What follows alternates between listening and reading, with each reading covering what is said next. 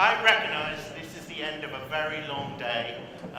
There is now two quick things, me and another much more important thing to get through before you get to the end of the day. So just to give you that last bit of energy, we're now going to do very quickly, starting over here, what I understand in Mexico is called the Hola, Mexican wave. Okay, so you guys at the end, ready, steady, go! Woo! That was about the most pathetic Mexican wave I have ever seen in my professional life. Okay, so we're going to try, Raphael, I think in the back was adding the right amount of noise. We'll try, just to show how bad they are on this side of the room, we'll try on this side with a little bit of noise to go back the other way, and you are allowed to stand up, I think. Yeah? So, 1, 2, 3.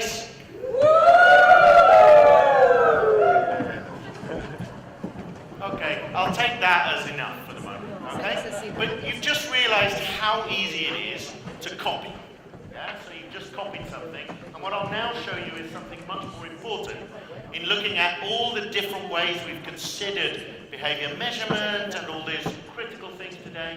We're now going to show you some examples of behavior change in context, okay? So just to show you one, we'll use monkeys.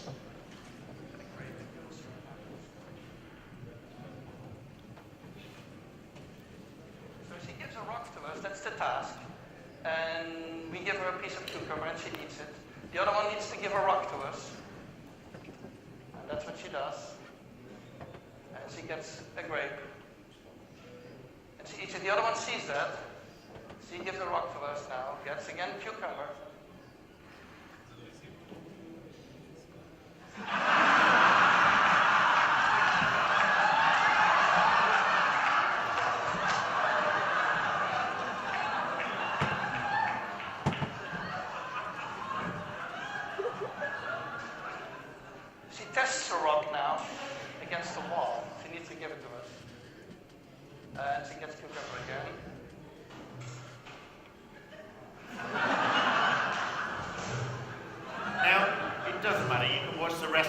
It's a very interesting Belgian guy called He's done fascinating experiments with animals, not just monkeys, elephants, and various other animals too. But what's fascinating about this is you can have two sets of monkeys and you give them both cucumber and they just keep giving you the rock. You have two sets of monkeys, you give them both grapes and they keep giving you the rock.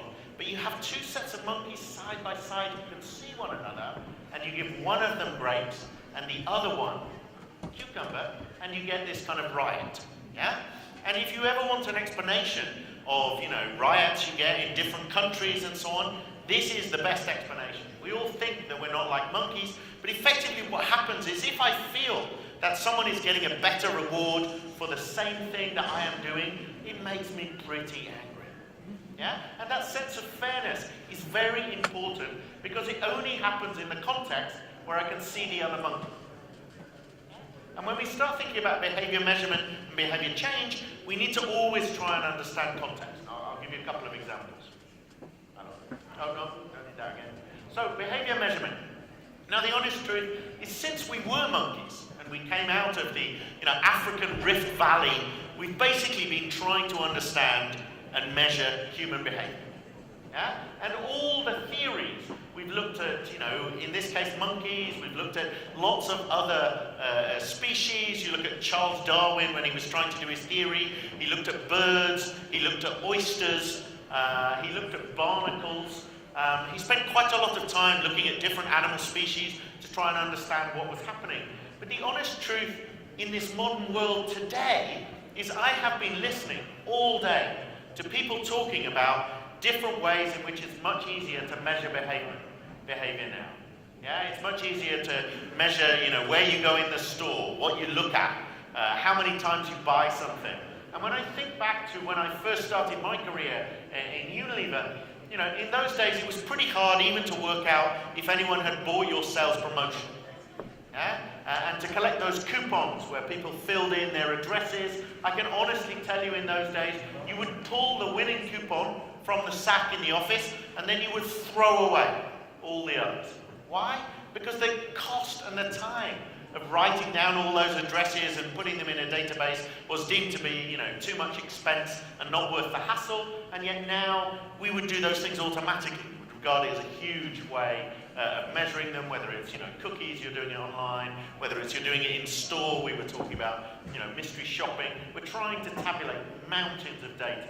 Yeah? So the opportunity for behavior measurement, much bigger than it ever was. The only drawback is, and I think this is a fundamental problem for both marketing and market research, is the theories that we apply to then human behavior when you look at that just turn out mostly to be rubbish. Okay? So in my day, we always had these nice theories like IIeX, awareness, interest, desire, action. We had the same also presented earlier, consideration funnels that, if you're not aware, you can't have preference and you can't then turn into kind of like buying. And in fact, there was a very good presentation earlier by Epiphany talking about how they've done some research for McKinsey, and even McKinsey think that the consideration funnel is a bit of rubbish and doesn't reflect human behavior.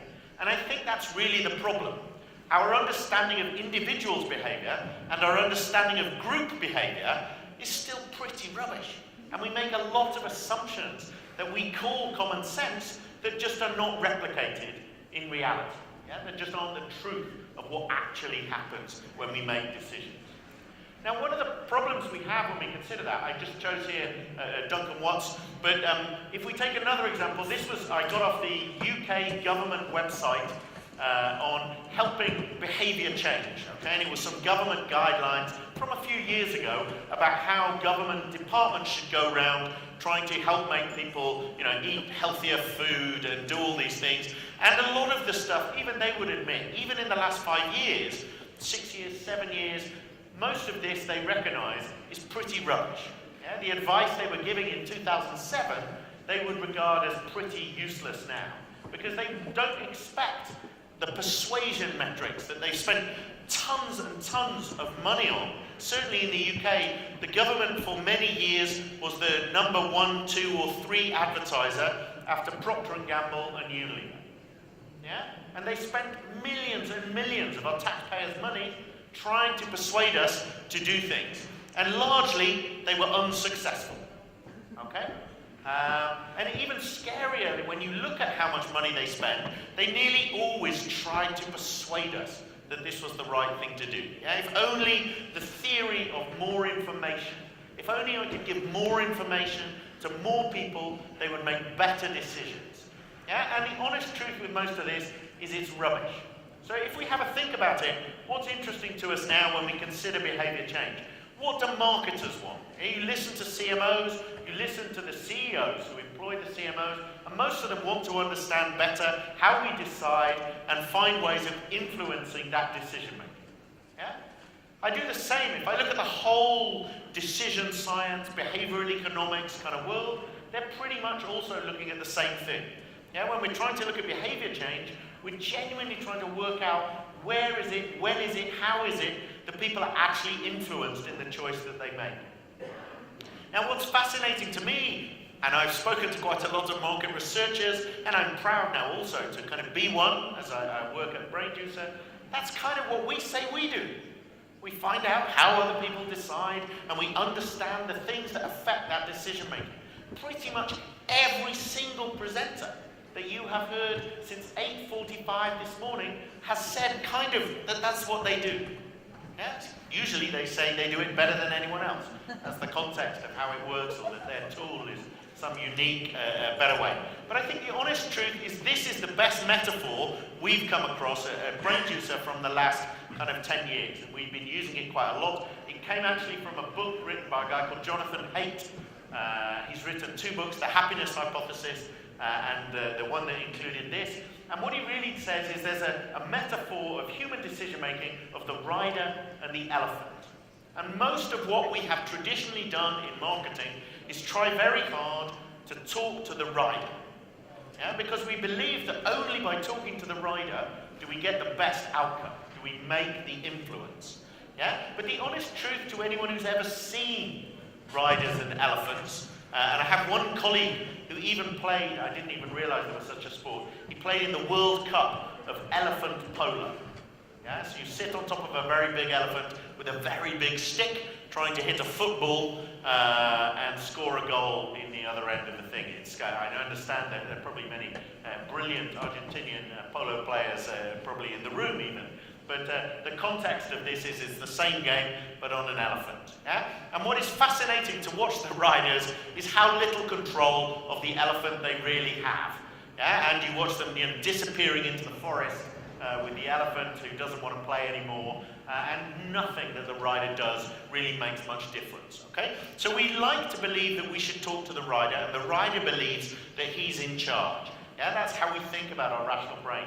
But the honest truth is it's really the elephant who decides where he goes. Yeah?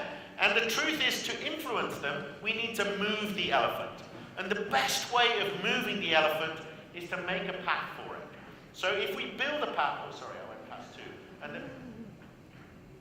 the best way to influence the elephant is to build a path for it. I don't know what I've done now. Maybe I crashed my own presentation. To build a path for it. Now, building a path in a marketing sense can be very literal.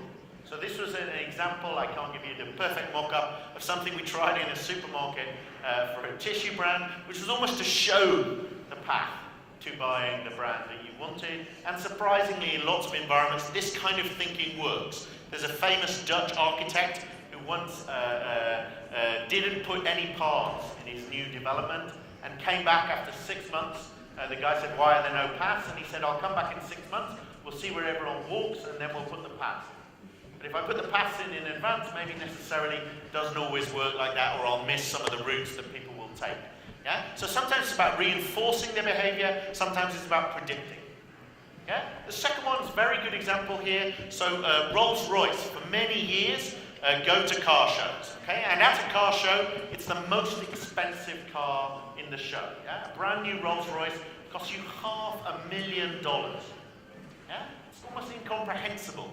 And at the car show, there are many very good cars for $10,000, $20,000, $30,000. So who wants to be the guy who goes to the car show and buys the most expensive car at the car show? Yeah? It's kind of unusual. The number of people who can afford a $500,000 car in the whole world, they estimate, is between 80 and 90,000 people who can afford to spend $500,000 on a car. Yeah? So the context now is, where do they sell most of their cars? Yeah? It's not in their showrooms, and it's not at car shows. Yeah? It's at plane and boat shows. So when I go to the plane show and I don't buy myself the $50 million Gulfstream jet, I buy myself a $500,000 car on the way home as a reward for being frugal. Yeah? And that's the context. For these 80,000, 90,000 people who can afford $500,000 on a car, none of them have only one house. None of them have only one car. They have multiple houses and multiple cars, and what you're trying to do is persuade them that one of their cars could or should be one of yours in their kind of fleet of automobiles. And the best way of doing that is almost in an environment where instead of spending 10, 20, $50 million on a boat or a plane, they suddenly spend $500,000 on a thing. And you will notice that in your own shopping, just probably not with $500,000. Yeah, that sometimes you don't buy the thing that cost $100, but on your way home you buy yourself the thing that cost $10 because you're treating yourself for being good for not buying the thing that was $100. Yeah, that's kind of much more normal human behavior. So we take that forward. It's also about the mechanisms by which you make things possible. So this was taxis in New York. Pre this intervention, taxis were roughly tipped 10%. After this intervention, the average is now 22%. Okay? What did they change? What was this dramatic explosion of generosity in New York's taxi travelers? Yeah? It was the introduction of this screen. And on the screen, they simply tell you suggested different values. Yeah? So, 15% would be this, 18% would be this, 20% would be this. That's the logic of all they changed. So the habit-forming thing was, if you suddenly didn't put the lowest number on that they were used to paying, you put a much bigger number on, they all suddenly gave a bigger tip. Now, it wasn't that you suddenly made, 2 million people living in Manhattan more generous. You just effectively prompted them subtly to do something that they were going to do anyway, probably some of them, tip him, but just to tip him more. And that kind of context is very important. Now, if you do traditional market research and you ask people about this, they all say, of course, I'm not influenced by this. Yeah, I'm way too smart. I can work out 10% really quickly and easily on my own. I'm clearly not influenced by this kind of behavior. And I think that's one of the flaws of a lot of traditional research, is we go around asking people about their behavior when they're all liars. Yeah? And then we believe the results. Who's the idiot? Yeah? So we take that context and we look at another one. So this was just an example I saw of System 1 versus System 2 thinking. I know a couple of the other presenters referred to it, but this is a classic kind of System 2 concept board for MacBook Air, okay? And like all of these things, they're obsessed with telling you the least relevant information, yeah? The height, the width, the weight, all of these things, they're always the first thing that you get on those kind of concept boards.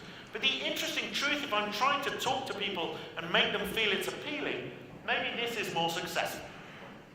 Yeah? And I think that's a little bit the context in any presentation. Yeah? When you're trying to take the results from your market research back into your companies, we do it with some very overloaded charts with a lot of data that show that we also believe that the best way of persuading our board is to rationally consider and persuade them. And I bring you back to one story, brilliant story of a guy who was trying to start his procurement department in a large American company that owned a lot of different factories. Yeah? And of course he'd been to the board to try and persuade them to give him some money for a team, and he'd used a very rational, considered thing, and then he cheated. Yeah? He bought one of every different type of glove. I don't know what glove is in Spanish, sorry.